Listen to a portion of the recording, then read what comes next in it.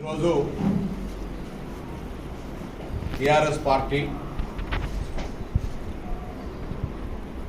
వర్షాపాతానికి సంబంధించిన కరువుకు సంబంధించిన అంశాన్ని రాజకీయం చేసే ప్రయత్నం చేస్తారు. అందులో మీ అందరికీ కూడా దీన్ని లిఖితపూర్వమైనటువంటి కాపీని కూడా ఇస్తా.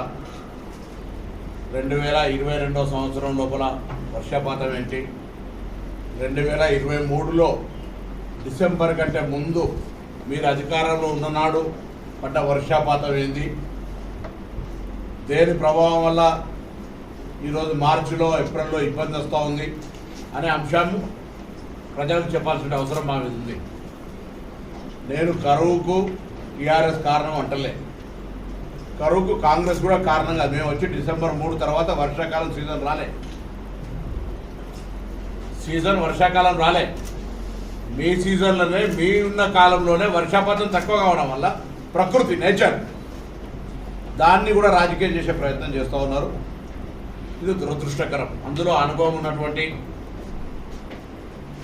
మంత్రిగా హరీష్ రావు గారు ఇవాళ మాజీ మంత్రి కాగానే వాస్తవాలకు విరుద్ధంగా మాట్లాడడం అంటే పొరపాటు.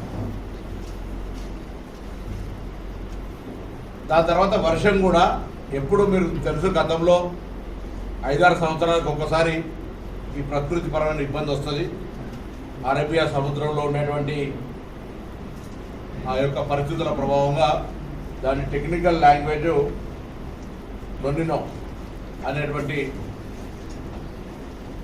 వర్షాపాతానికి సంబంధించిన 4 రోజులనే మొత్తం దానికి సంబంధించిన సంవత్సర వర్షాపాతం పడ్డట్టు కామన్ వర్షపాతం మినిమం వర్షపాతం రీచ్ అవుతుంది.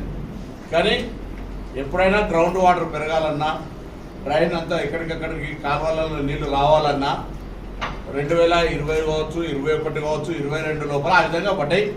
Above 1000 rainfall. మనం 798 నేచురల్ రెయిన్ఫాల్ ఉంటే 1000 చిల్లర మిల్లీమీటర్ల రెయిన్ఫాల్ పడ్డది.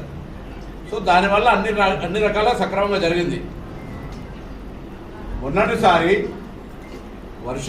వర్షాకాలం సీజన్లో రెయిన్ఫాల్ అనేటువంటిది ఆగస్టు లేకపోతే ఆ నెలలో ఉండేటువంటి 4 రోజుల్లో పడడం కారణంగా నీటి నిల్వలకు సంబంధించి ఇబ్బంది ఉన్నది. వాళ్ళకు కూడా తెలుసు.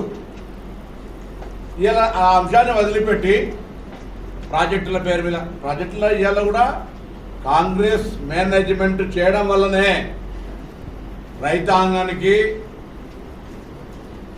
నీళ్ళు ఇవ్వడం కావచ్చు, మొత్తం యావత్ తెలంగాణలో నీటి ఎద్దడికి సంబంధించిన సమస్య ఉన్నా వాస్తవంగా ఇలా మార్చి 27వ తారీఖు, 26వ తారీఖు, 28వ తారీఖు కూడా రాకముందే ఈ విధమైనటువంటి నీటి యొక్క తీవ్రత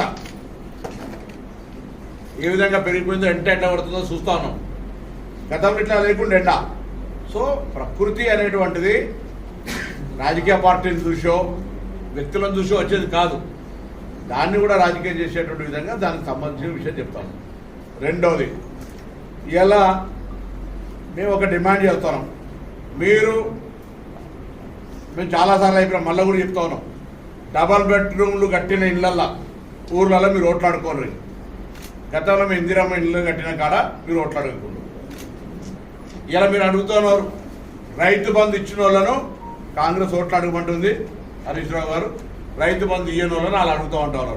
ఎస్, 5 ఎకరాల లోపున్నోళ్లకు